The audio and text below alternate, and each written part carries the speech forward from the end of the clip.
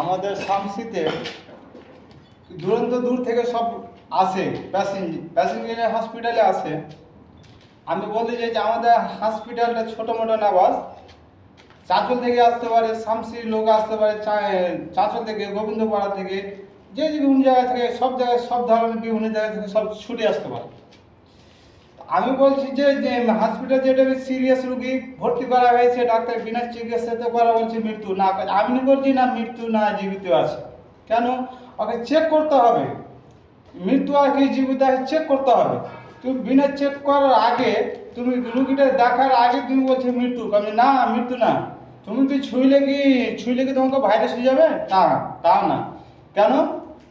তোমার সরকার থেকে তুমি টাকা পাচ্ছ না, তোমাকে ভাইরাস হয়ে যাবে, তুমি একটা মাস্ক লাগিয়ে রাখবে। তুমি ওইখান থেকে বলবে কি হয়েছে আপনি বলো, ওখান আমি শুনতে পাচ্ছি, যা বলার ওখান থেকে বলো, আমি শুনতে পাচ্ছি। কেন হচ্ছে